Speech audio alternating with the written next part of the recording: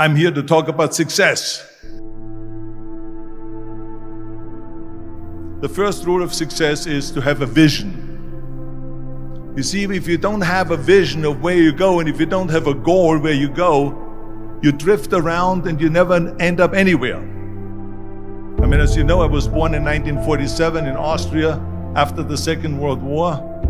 So I was very fortunate that I stumbled onto my vision. And I didn't really like Austria when I grew up. I couldn't wait to get out of there.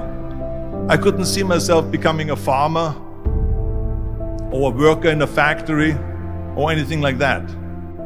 Even though my parents wanted me to stay there and have a normal life. But that was their vision, not mine. My vision was totally different. I felt that I was born for something special, for something unique, for something big. Then one day I went to school. I remember I was 11 years old, and they showed a documentary about America. And there they showed in this documentary the huge skyscrapers, the high-rises, the huge bridges, the 6-lane freeways, and all of this stuff. And I said to myself, that's where I want to be. I don't want to be around here with these little farmhouses and these little buildings. I want to be in America. One day after school, I walked by a store in Graz. So I went inside and I looked around, and then I saw a magazine. I saw a bodybuilding magazine that had Reg Park on the cover. Reg Park was then a 3-time Mr. Universe. And I saw him on the big screen as Hercules. I read that and I said to myself, wow, this is the blueprint for my life.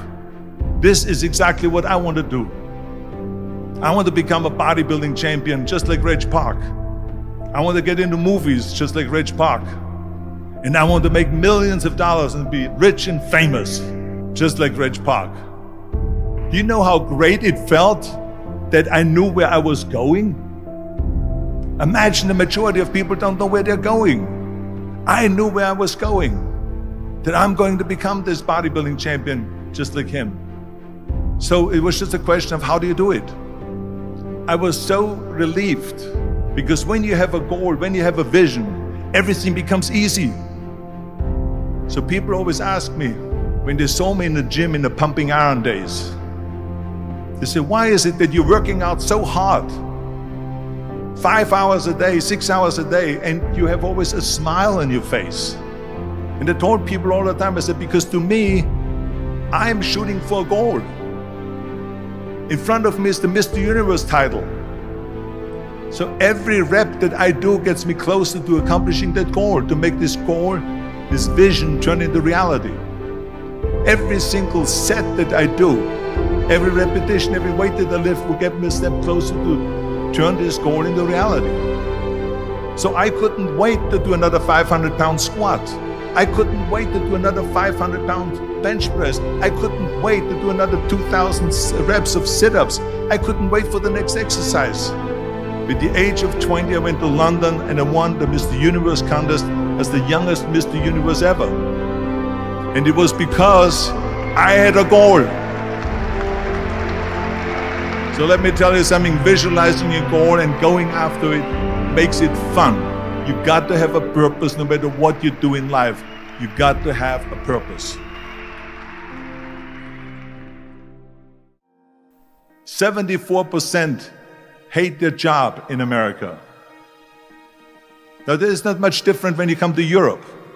The majority of people don't like what they're doing, because they're really not doing it because they didn't have a goal and they followed this goal. They just aimlessly drift around, and then all of a sudden there's a job opening, so they get that job because you have to work. But then when you work, it's a chore. It's work. It's not fun. So if you think about, only a quarter of the people really enjoy what they're doing in life. That is unbelievable if you think about it. So I felt so blessed that I knew what I was doing. It's like a medical student that studies and knows he wants to become a doctor. You know where to go. And the same thing is also in politics. I remember that in politics, I had a very clear vision that I will be the leader of California. That's as far as I could go because I was not born in America, so I could not run for president. So being the governor of the fifth largest state, I should say the largest state, the fifth largest economy in the world, was for me really the ultimate title, the ultimate accomplishment in politics.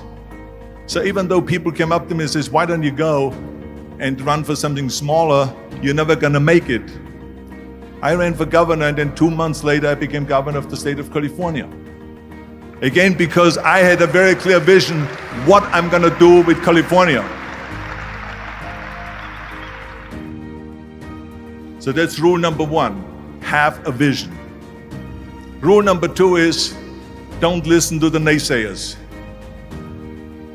Don't listen to the naysayers.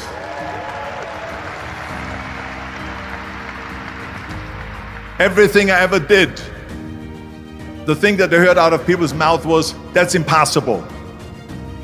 That can't be done. Or no. That is exactly what I heard, and of course I proved to the people that it can't be done. So whenever someone said to me, it can't be done, I heard, it can be done. When they said no, I heard yes. And when they said it's impossible, I heard, it is possible. I'm a strong believer of what Nelson Mandela said, that everything is always impossible until someone does it.